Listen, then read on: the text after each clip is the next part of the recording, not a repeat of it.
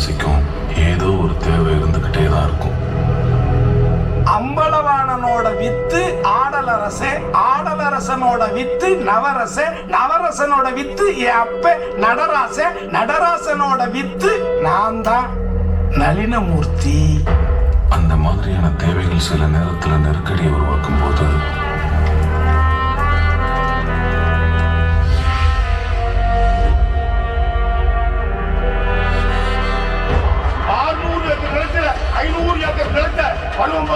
பங்கு போட்டு கொடுத்தா என் தங்க பெருமாள். அந்த தேவைகளால சில பிரச்சனைகள் வரும்போது இன்னும் சற்று நேரத்தில் டிகேஎஸ் ரகுபதி பாண்டியன் சுந்தர மீனாட்சி அவர்கள்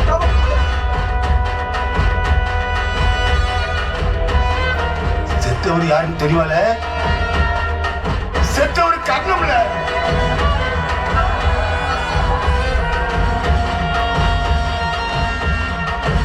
எங்க எப்படி போகணும்னு தெரியாம இருந்த எனக்கு என் மனசு சொன்னது என்னன்னா,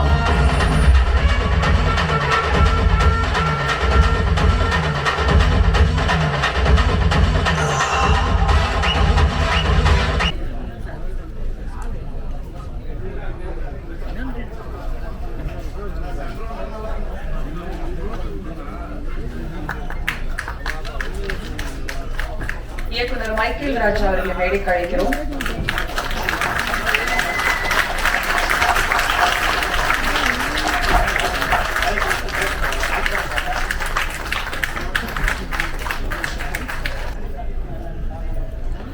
மேரி ரிக்கெட்ஸ் அவர்களை மேடைக்கு அழைக்கிறோம். அண்ணன் அருள்தாஸ் அவர்களை மேடைக்கு அழைக்கிறோம். வாங்க, நீங்க தான்.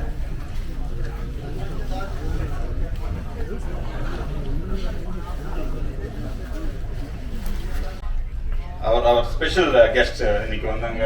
நீங்க வந்து ரொம்ப I should say very thankful for you because you spend your time to come over here.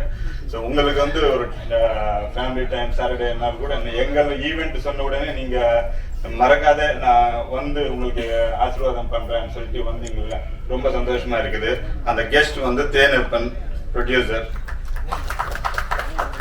SR Prabhakaran director, Suresh மாரி டைரக்டர், தினகரன் டைரக்டர். பார்த்து நான் ஸ்டோரி கேட்கறதுக்கு அப்புறம் பார்க்கலாம். என்னன்னா ஸ்டோரி எல்லாம் வந்து நிறைய ஸ்டோரிஸ் இருக்குது எழுதுறதுக்கு, படம் எடுக்கிறதுக்கு. பட் டெடிகேட்டட் டைரக்டர் வேணும் இல்லை நமக்கு. அப்ப அந்த படம் ஸ்டார்ட் பண்ணிட்டு எண்டு வரைக்கும் இந்த டெடிகேஷன் இருக்கும் அப்படின்னு சொல்லிட்டு அந்த கான்ஃபிடென்ட் வச்சுக்கிட்டு நான் வந்து அந்த டைரக்டர் மேல இமீடியட்டா நான் வந்து ஸ்டோரி கேட்டு, ஸ்டோரி நல்லா தான் இருந்துச்சு, வெரி நைஸ் ஸ்டோரி.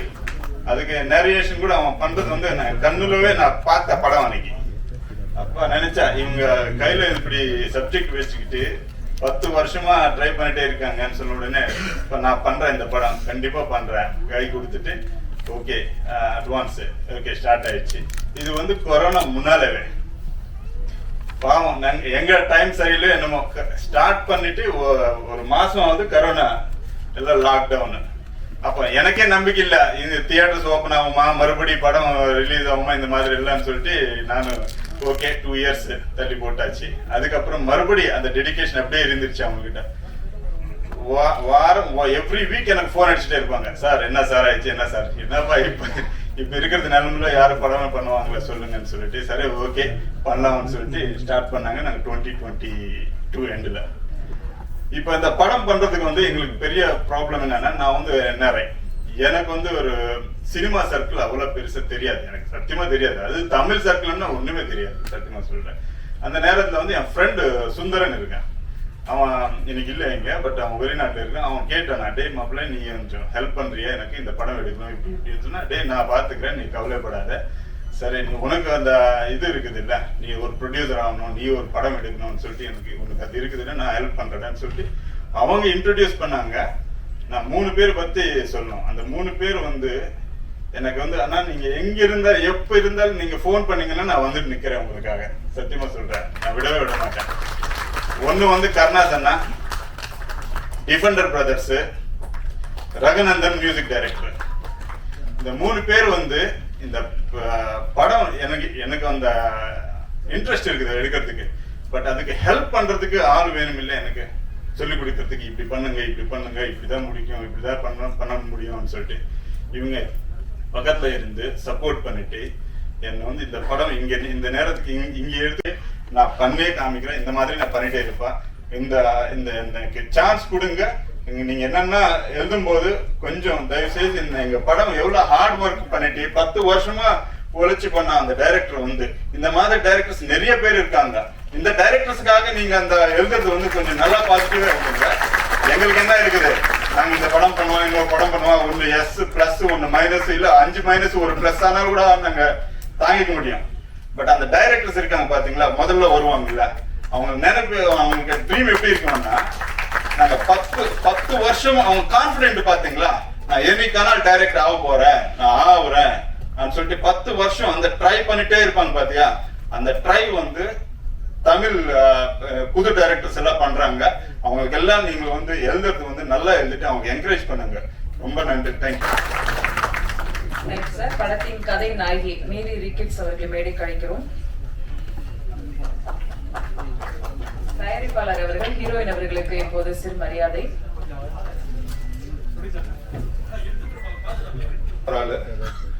ரொம்ப ஜென்டில்மேன். நீங்க எனி டைம் ஒரு 3 o'clock 4 o'clock சும்மா ஒரு டெக்ஸ்ட் பண்ணீங்கன்னாலும் அது ரொம்ப ஆக்டிவா டக்குன்னு ரிப்ளை பண்ணுவாரு.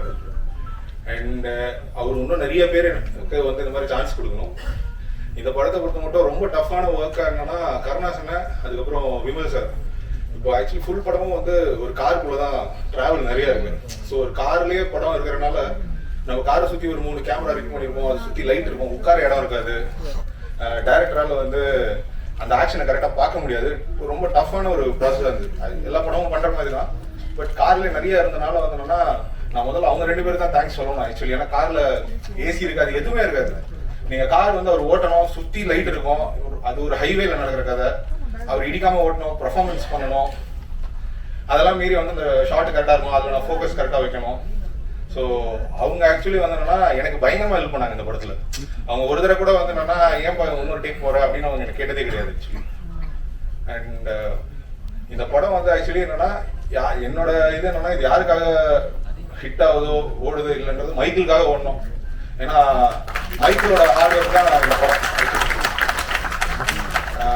ஏன்னா அவர் இந்த ஸ்கிரிப்டை என்கிட்ட சொல்லும் போது எனக்கு வந்து இது கண்டிப்பா ஒர்க் ஆக போற ஒரு ஸ்கிரிப்ட்ன்றது 100% பாசிட்டிவா தெரிஞ்சது. அண்ட் அவர் வந்து சச் அ ஹார்ட் ஒர்க்கர், ரொம்ப ரொம்ப பயங்கரமான ஹார்ட் ஒர்க்கர். ஸோ எனக்கு என்னோட இது என்னன்னா ப்ரொடியூசர்லாம் தாண்டி அவருக்காக இந்த படம் நல்லா போகணுன்றது தான் என்னோட ஒரே கோல். தேங்க்ஸ். இங்க நான் தான் கிங்கு, நேற்றைய வெற்றி, போகும் இடம் வெகு தூரம் இல்லை, நாளை வெற்றி. படத்தின் இயக்குனர் தியாகராஜன் அவர்களை பேச வைக்கிறோம். படத்தின் எடிட்டர் தியாகராஜன் அவர்கள்.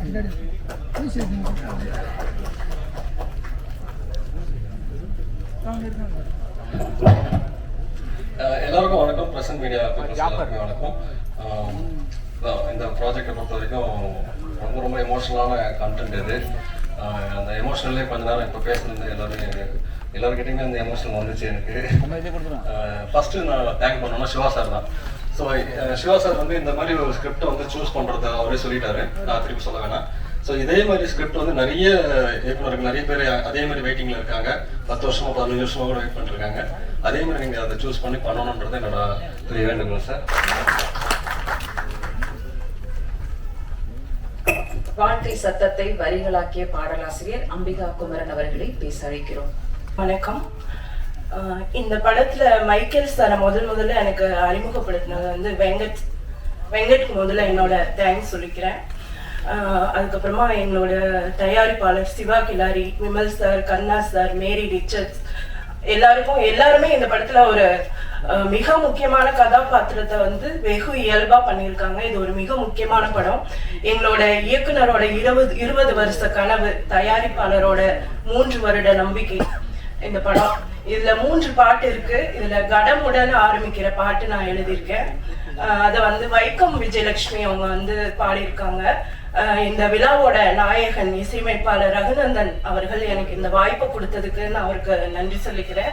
இங்க வந்திருக்கிற சீஃப் டெக்னீஷியன்ஸ், பத்திரிகையாளர்கள், நண்பர்கள், உறவினர்கள் எல்லாருக்குமே என்னோட நன்றி. இந்த வாய்ப்பு கொடுத்த எங்கள் இயக்குனருக்கு மனமார்ந்த நன்றி. கோ டைரக்டர்ஸ், அதுக்கப்புறம் என் கூட ஒர்க் பண்ண, நான் இந்த படத்துல அசிஸ்டன்ட் டைரக்டரா கூட ஒர்க் பண்ணியிருக்கேன். என் கூட ஒர்க் பண்ண தம்பிங்களுக்கு எல்லாருக்குமே நன்றி. Thank you.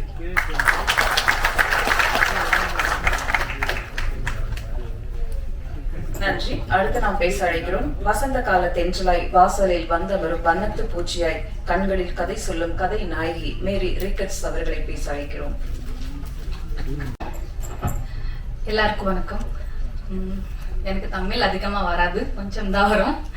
Especially special thanks to Michael sir and Siva Kilari sir. எனக்கு இந்த ஆப்ஷன் கொடுக்குறது ரொம்ப பெருமையாக இருக்குது. அதுக்கப்புறம் இங்கே கருணாசன் சார், விமல் சார் கூட எனக்கு ரொம்ப நான் பிடிச்சிருக்க ஆர்டிஸ்ட்டு. நான் இப்படி அவர் கூட ஒர்க் பண்ணது ரொம்ப ஹாப்பியாக இருந்துச்சு. அதுக்கப்புறம் என்னோட assistant director Raghunandan sir music ரொம்ப ஆல்ரெடி எல்லாரும் வாட்ச் பண்ணிட்டாரு, ரொம்ப அதிகமாக நல்லா பண்ணிட்டாரு. அவ்வளோதான், அதுக்கப்புறம் பேச முடியாது. Thank you so much. நன்றி. அடுத்து நாம் பேச ஆக்சுவலாக இது எனக்கு முதல் மேடை. சின்ன வயசுல இருந்தே இதுவரை நான் மேடையில் பழக்கம் இல்லை. இந்த ஃபர்ஸ்ட் டைம் ஏறி இருக்கேன். ரெண்டாவது, இந்த கதையை வச்சுட்டு மட்டும்தான் நான் 10 வருஷம் பயணித்தேன். இதுக்கு முன்னால எத்தனையோ கதையை வச்சுட்டு சுற்றினதெல்லாம் சொல்லலை. அப்படி நிறைய நாள் இதுக்காக போராடி இருக்கோம். போகும் இடம் வெகு தூரம் இல்லை, ஆனால் நான் இங்கே வர்றதுக்கு ரொம்ப தூரம் வந்திருக்கேன். இது ப்ரொடியூசரை சொல்லணும், அவர் ரொம்ப குழந்தை மாதிரி. யூஸ்வலாக நம்ம ப்ரொடியூசரை மீட் பண்ணும்போது அவங்க பயங்கரமா என்ன ஒரு மாதிரி டிஸ்டன்ஸ் கீப் அப் பண்ணுவாங்க, இந்த மாதிரிலாம் இருக்கும்ல. அது மாதிரிலாம் எதுவுமே கிடையாது. மனுஷன் அவ்வளோ சிம்பிள். வந்துட்டு கதை சொன்னாரு, சொல்லிட்டோம். சொல்றது வர பொறுமையா உட்காந்து ஏதோ சின்ன பிள்ளை கதை கேட்குற மாதிரி கேட்டுட்டு இருந்தாரு. இருந்துட்டு அதுக்கு பிறகு ஒரு கட்டத்துல சரி நான் பண்றேன்ப்பா அப்படின்ட்டாரு. நான் பண்றேன் அப்படின்னு சொன்னோன்னே எங்களுக்கு பயங்கர சந்தோஷம். ஆனா இது மாதிரி நிறைய சந்தோஷத்தை பார்த்துருக்கோம். பண்றோம்னு சொல்லுவாங்க, அப்புறம் திரும்ப கொஞ்ச நாள்ல அப்படியே நின்றோம். இந்த சந்தோஷம் எனக்கு நிரந்தரமா போகும் அப்படின்னு நினைக்கிற நேரத்துல ஆபீஸ் போட்டு ஒரு மாசமோ 2 மாசமோ இருக்கும். டக்குன்னு பார்த்தா கொரோனான்னு ஒரு நோய் வந்துச்சுங்க. அது நிறைய பேரை கொன்னுச்சு, ஆனா என்ன உயிரோட வச்சு கொன்னுச்சு. ஏன்னா அவ்வளவு ஸ்ட்ரகிள், பிரச்சனை எல்லாத்தையும் தாண்டி போக முடியல.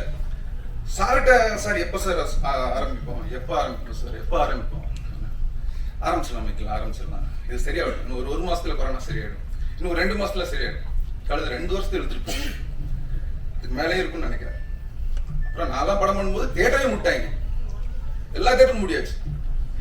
பயம் என்ன, இதுக்கு மேல தேட்டருக்கு ஆடியன்ஸ் வருவாங்களா அப்படிங்கிற பயம்லாம் வர ஆரம்பிக்குது.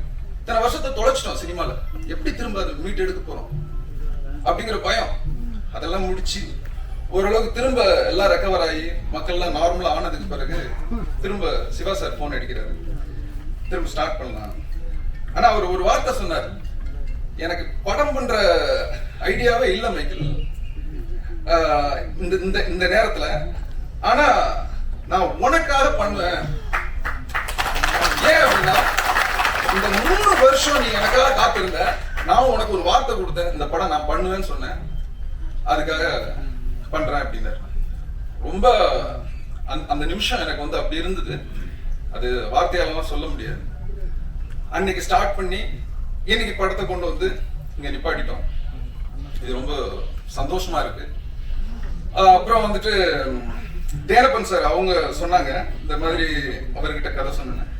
அவர் கதை கேட்டாங்க, கேட்ட உடனே ரொம்ப பிடிச்சிருக்குன்னு சொல்லிட்டு இம்மிடியேட்டா கருணாசனனுக்கு சொல்ல சொன்னாங்க. இந்த கேரக்டர் கருணாஸ் ரொம்ப கரெக்டா இருப்பான்ப்பா அப்படின்னு சொல்லிட்டு கருணாசனனுக்கு சொல்ல சொன்னாங்க. உடனே போய் சொன்னேன். கருணாசனும் அவரும் கேட்டு சூப்பரா இருக்கு, நம்ம பண்ணி. பெருமனிதர் தயாரிப்பாளர் நடிகர் எல் தேனப்பன் அவர்களை பேச வைக்கிறோம்.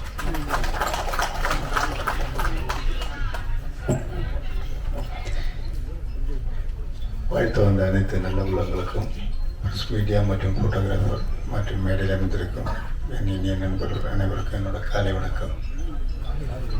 போகும் இடம் வெகு தூரம் இல்லை டைட்டில் ரொம்ப கேச்சிங்காக இருக்கு. இந்த படத்தோட எனக்கு என்ன சம்மந்தம் அப்படின்னா, அவர் மைக்கேல் எங்கிட்ட தான் வந்து இந்த ஒரு கல்கின்னு ஒருத்தர் நம்ம குரங்கு பொம்மையில் எங்கூட நடித்தார். அவர் வந்து எங்கிட்ட ஏதாவது நல்ல ஸ்கிரிப்ட் கேட்டால் சொல்லு அப்படின்னு சொன்னேன். என்கிட்ட வந்து ஸ்கிரிப்ட் சொன்னார். உண்மையிலே இந்த கதையை வந்து நான் மைக்கேல் சொன்னதோட ஜாஸ்தி நான் இண்டஸ்ட்ரியில் சொல்லியிருக்கேன். அத்தனை பேர்கிட்ட நான் இந்த கதையை சொல்லியிருக்கேன். ரொம்ப அருமையான அற்புதமான ஒரு ஸ்கிரிப்ட். நான் ப்ரொடியூஸ் பண்ணலான்னு நினச்சேன், சந்தர்ப்ப சூழ்நிலை சரியாக வரல. அவர் பண்ணுறாங்க. இது கருணாவுக்கு ஒரு நாள் ஃபோன் பண்ணி சொன்னேன், இப்படி ஒரு கதை கேட்டேன், ரொம்ப எக்ஸ்ட்ரானரியாக இருக்குன்னு ஒன்று. ஆனால் நீங்கள் அவ்வளோ ஈஸியாக சொல்ல மாட்டீங்களா, கொஞ்சம் அனுப்புங்கன்னாரு. உடனே நம்ம மைக்கில் அனுப்பிச்சி விட்டேன். அன்றைக்கி ஃப்ளைட் டிக்கெட் போட்டு கருணா உடனே சிவகங்கைக்கு அனுப்பிச்சு நைட்டு கதையை கேட்டு நைட்டே கருணா ஃபோன் பண்ணி சூப்பர் ஸ்கிரிப்டுன்னு அப்படின்னாரு. நிச்சயமாக அந்த கதை வந்து கருணாஸுக்கும் விமலுக்கும் இல்லை டைரக்டருக்கும் டெக்னீஷியனும் ஒவ்வொருத்தருக்கும் இந்த படம் வந்து ஒரு பெரிய பேர் வாங்கி கொடுக்குறதுல எந்த வித மாற்று கருத்தும் இல்லை. ஏன்னா இந்த படத்தோட கிளைமேக்ஸ் வந்து கொஞ்சம் கூட எதிர்பார்க்கவே முடியாது. நான் இதேமாதிரி தான் பேரன்பு படம் எடுக்கும், வர்ற பரோட்டெல்லாம் கதையை சொல்லுவேன். இந்த படத்தும் வர்ற பரோட்டெல்லாம் கதை சொல்லியிருக்கேன். ஆனால் கிளைமேக்ஸ் யாருக்கும் சொன்னதில்லை. நீ என் நண்பர் அத்தனை பேருக்கும் சப்ஜெக்ட் சொல்லியிருக்கேன், கிளைமேக்ஸ் சொன்னதில்லை. இந்த படத்தோட ஹைலைட்டே அந்த கிளைமேக்ஸ் தான். நிச்சயமாக யாருமே எதிர்பார்க்க முடியாத ஒரு விதத்தில் ஒரு கிளைமேக்ஸாக இருக்கும். நிச்சயமாக இந்த படம் ஒரு பெரிய லெவலில் வெற்றியாகுங்கிறதுல எந்த வித டவுட்டும் கிடையாது. நிச்சயமாக இந்த ப்ரொடியூசருக்கு ஒரு நல்ல ஒரு படமாக எடுத்து மைக்கேல் மாதிரி நிறைய பேரை இன்ட்ரடியூஸ் பண்ணணுங்கிறத மனசில் வாழ்த்துக்கிறேன். அப்புறம் நான் இன்னொன்று சொல்கிறேன். இன்றைக்கி வந்து இண்டஸ்ட்ரியில் பெரிய பிரச்சனையாக போய்ட்டு இருக்கிறது ஒன்று உத்தம வில்லன் பஞ்சாயத்து, இன்னொன்று வந்து மைக்கேல் ராயப்பன். ஏன்னா இது ரெண்டு ஹீரோவும் வச்சு நான் படம் பண்ணியிருக்கேன். சிம்பு வச்சு வல்லவன் படம் பண்ணேன். ஏன்னா சிம்பு வச்சு படம் பண்ணுறதே பெரிய மேட்ரு. சிம்பு டைரக்டராக போட்டு நான் படம் எடுத்தேன். அப்போ எனக்கு பேசுறதுக்கான ரைட்ஸ் நிறைய இருக்குது. அதே மாதிரி கமல் சாரை வச்சு உத்தமன் வில்லன்னு படம் எடுத்தாங்க இவங்க திருப்பதி பிரதேஷ். அந்த படத்தை பற்றி பேசுறதுக்கு எனக்கு என்ன ரைட்ஸ் இருக்குன்னா, அந்த டைம் நான் தான் செக்ரட்டரியாக இருந்தேன் கவுன்சிலில்.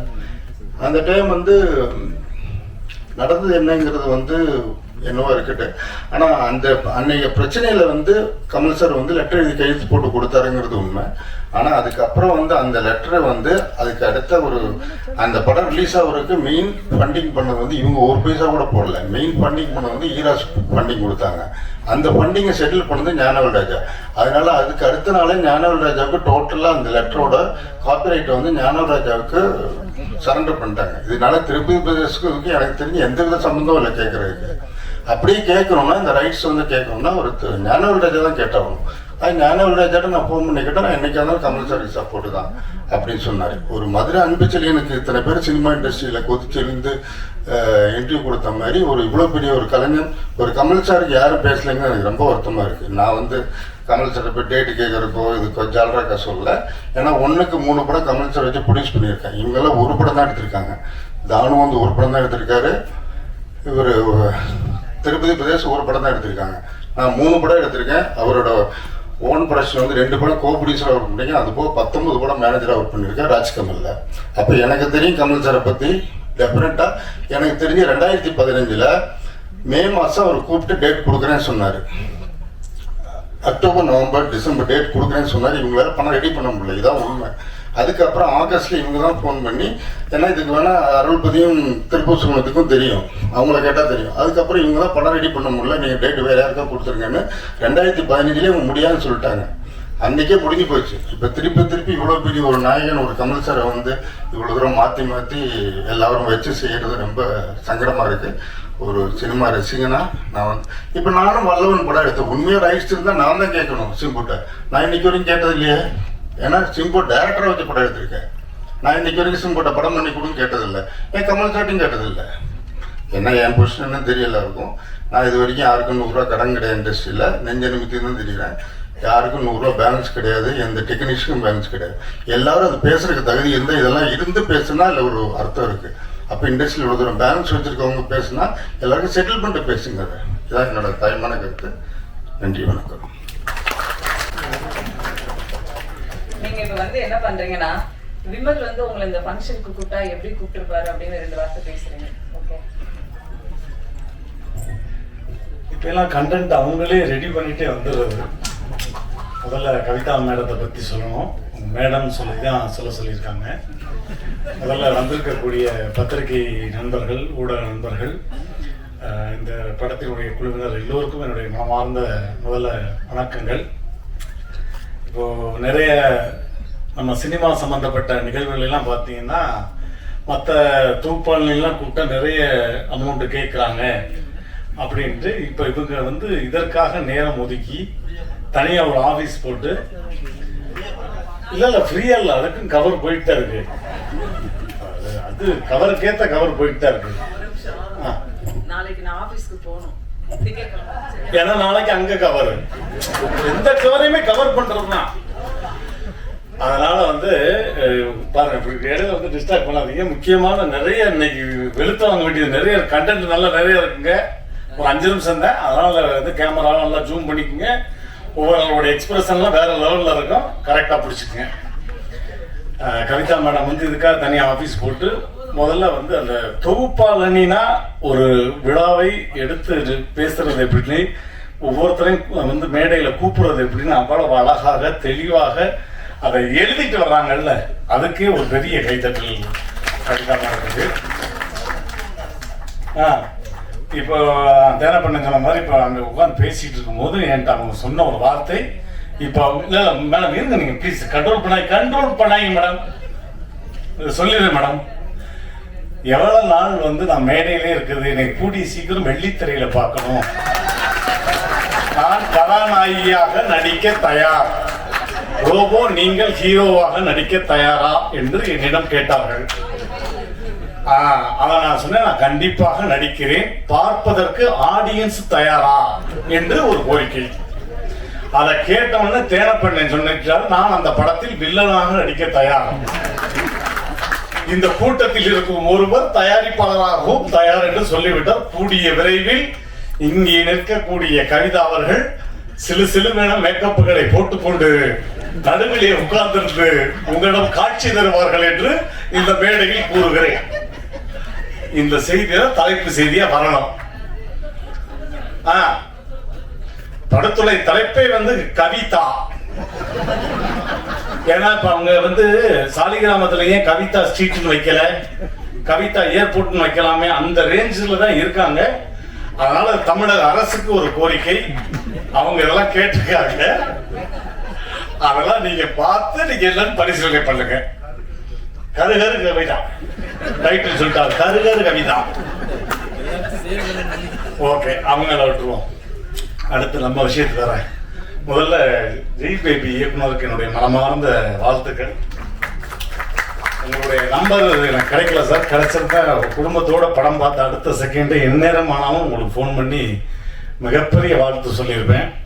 ஏன்னா நிறைய படங்களுக்கு மத்தியில் இப்படி ஒரு சின்ன படங்கள் வந்து ரொம்ப அழகான படங்கள் நம்ம தமிழ் இண்டஸ்ட்ரியில் இப்போ நிறைய படங்கள் வந்துகிட்டு இருக்கு. அதான் குடும்பத்தோடு இந்த ஜெய் பேபி பார்த்தோம். கண்டிப்பாக நீங்கள் போகும் இடம் வந்து வெகு தூரம் இல்லை. இந்த படத்திற்கான விருதுகள் வந்து நிறைய உங்களுக்கு காத்துக்கிட்டு இருக்கு. அண்ட் ஊர்வசி மேடத்துக்கு கேப்டன் ஆஃப் த ஷிப்னு சொல்லலாம். கண்டிப்பாக அதற்கு ஒரு பெரிய கைத்தட்டல் ஜெய் பேபிக்கு. அடுத்து நம்மளுடைய படத்துக்கு வர்றேன்.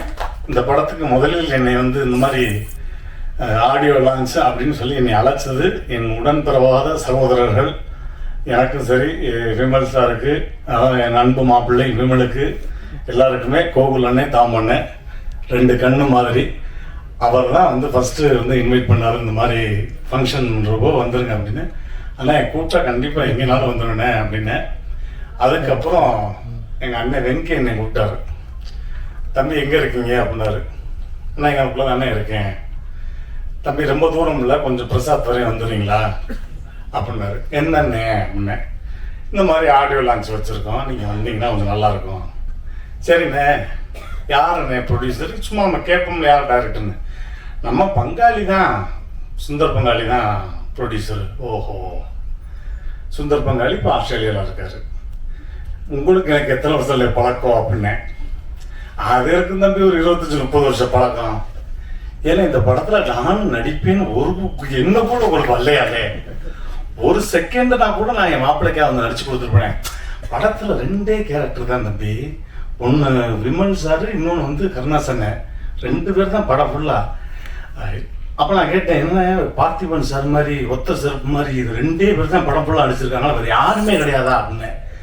கூட ஒரு பணம் நடிச்சிருக்கு தம்பி பாடி, அந்த பாடியை கூட நான் எடுத்துருப்பேனே அப்படின்னு. பாடியெல்லாம் நீங்கள் எப்படி தம்பி, அது நல்லா இருக்காது. ஆனால் பாடியிலையும் நான் பல லாங்குவேஜ் காட்டுவேனே, அதானே பாடி லாங்குவேஜ். நீங்கள் ஏன் என்னை கூப்பிடலன்னு, அடுத்த படத்துக்கு கண்டிப்பாக கூப்பிட்டுறேன் அப்படின்னு. எது ஆடியோ லான்ச்சுக்கான்னு கேட்டேன். அதனால் அதுவும் நான் சொல்லிடுறேன், அடுத்த படத்துக்கு இருக்கணும்.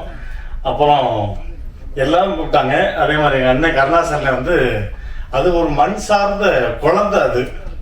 அது பாட்டுக்கு ஷூட்டிங் இல்லைன்னா வாக்கியா வரப்பு தோட்டம் துறவு, தலையில் ஒரு துண்டை கட்டிக்கிட்டு மாடை மேய்ச்சோமா, நாய்களுக்கு சாப்பாடு ஊட்டினோமா, ஷூட்டிங்னா அப்படியே மாட்டு வண்டியை கட்டிக்கிட்டு அப்படி போயிடுறது, அப்படியே வந்துடுறது. எப்பவுமே எங்கள் அண்ணன் மேலே வந்து தமிழக மக்களுக்கு மிகப்பெரிய கிரேஸ் இருக்கு.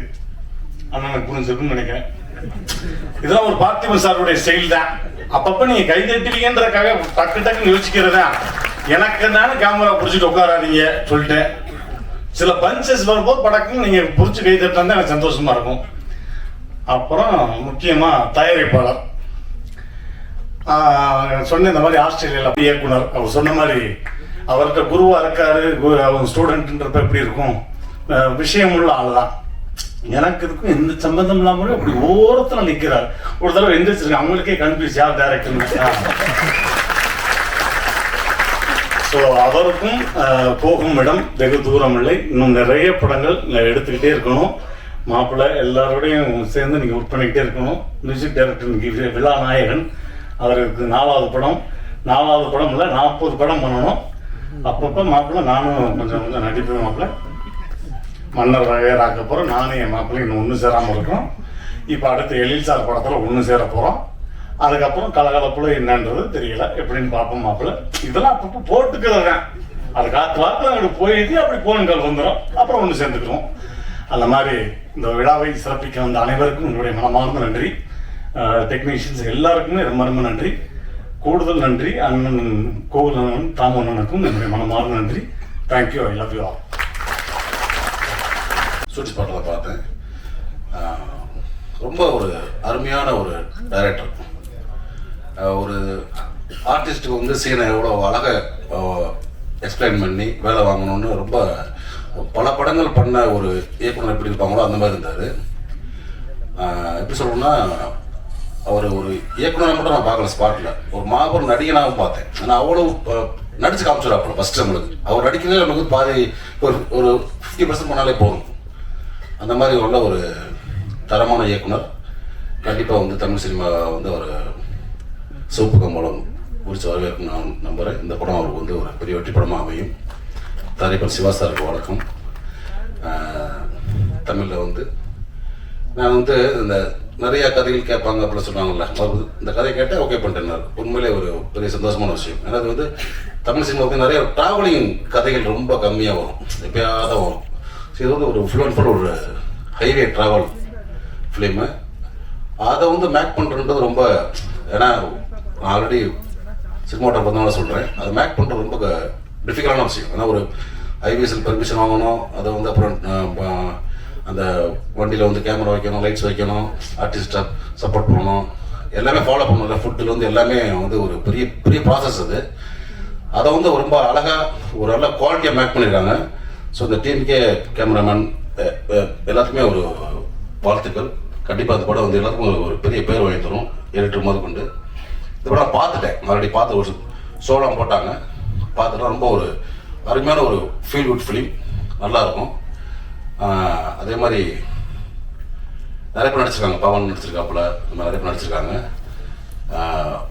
விமல் பிரதருக்கும் கருணாசுக்கு இந்த படம் வந்து கண்டிப்பாக ஒரு ஒரு டிஃப்ரெண்ட் ஜானர் ஃபிலிமாக இருக்கும். ஏன்னா அந்த படத்தில் வந்து ஹீரோ ஹீரோயின் அந்த மாதிரிலாம் கிடையாது, கண்டென்ட்டாக ஒரு நல்ல ஃபிலிம் இது. எனக்கு பார்த்தீங்கன்னா நான் கொஞ்சம் ஓவராக சொல்லலாம், 2 ஹீரோ அந்த படத்தில் நினைக்கிறேன்.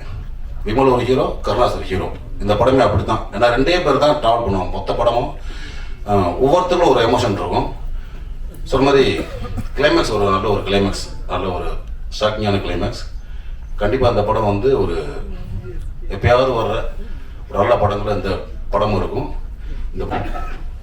இந்த விழாவிற்கு நான் வருவதற்கு காரணமாக இருந்த உடன் பிறந்த சகோதரரை போல எப்போதுமே நிழலாக எனக்கு துணையாக இருந்து வழி நடத்தி கொண்டிருக்கின்ற அண்ணன் வழக்கறிஞர் கோகுலகிருஷ்ணன் அவர்களுக்கும் தாமோதரன் அவர்களுக்கும் இந்த நேரத்தில் என்னுடைய நன்றிகளையும் வணக்கத்தையும் தெரிவித்துக் கொள்கிறேன். காரணம், ஒரு நல்ல மேடைக்கு என்னை அழைத்திருக்கிறார்கள். இங்கே இருக்கிற ஆளுமைகள் எல்லாமே நாம் எல்லோருமே அறிந்தவர்கள் தான். அதில் நான் நேரடியாக இந்த மேடையில் பார்க்குறது 2 பேர் தான். ஒன்று JBP டைரக்டரும், மற்றொரு நம்மளுடைய நண்பர். இந்த 2 இயக்குநர்கள் தான் நான் நேராக பார்க்குறேன். இது எல்லாருமே நாங்கள் பார்த்துருக்கேன். அதனால ஒவ்வொருத்தரை பற்றி பேசி நேரம் விரயம் செய்ய வேண்டாம் என்று நினைக்கிறேன். ஒன்று. இரண்டாவது, இந்த படத்துடைய தலைப்பு எனக்கு ரொம்ப பிடித்திருந்தது. ஒரு பெரிய வாழ்வியல் அடங்கியிருக்கிறது. எவ்வளவு தூரம் ஓடினாலும் புறப்பட்ட இடத்துக்கே மறுபடியும் வாழ்க்கை வந்து முடிய வேண்டிய தருணம் தான் இயற்கையின் நியதி என்பதை ரொம்ப அழகாக ஒரு தலைப்புக்குள்ள ஒரு கதையை வைத்திருக்கிறார் இயக்குனர் மைக்கேல். அப்படிங்கிறது ரொம்ப சந்தோஷமாக இருந்துச்சு. தயாரிப்பாளருக்கு ஒரு பெரிய நன்றி. அப்புறம் ஹீரோயின் அவங்களும் தமிழ் வரலைனாலும் அவங்க முடிஞ்ச அளவுக்கு தமிழ் பேசினாங்க. ஸோ படத்தினுடைய நாயகன் விமல் நெருங்கிய நண்பர். அவர் ஃபஸ்ட்டு வந்து பசங்களில் ஆரம்பித்து ஒரு பெரிய ரவுண்டு முடித்து செகண்ட் ரவுண்டு வந்து விலங்குல பெரிய ஹிட்டோட ஆரம்பிச்சிருக்காரு. ஃபஸ்ட்டு இருந்ததை விட விலங்குக்கு பிறகு நண்பர் விமலுக்கு வந்து ஒரு பெரிய எதிர்பார்ப்பு உருவாயிருக்கு. ஏன்னா